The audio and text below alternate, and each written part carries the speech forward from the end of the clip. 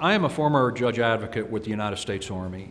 I was on active duty from 1989 until 1993, and then I stayed in the reserves for a long period of time after that.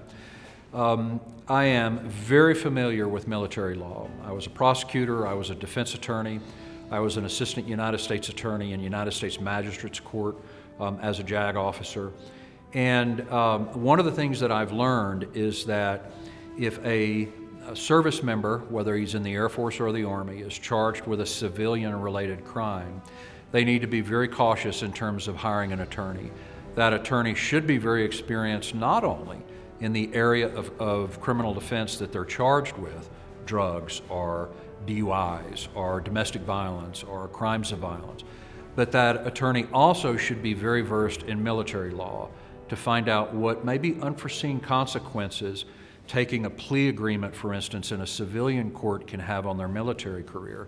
We've always had a huge footprint on Fort Carson as well as the United States Air Force Academy and all the other Air Force installations. We are still on the direct attorney referral list from the Legal Assistance Office at Fort Carson.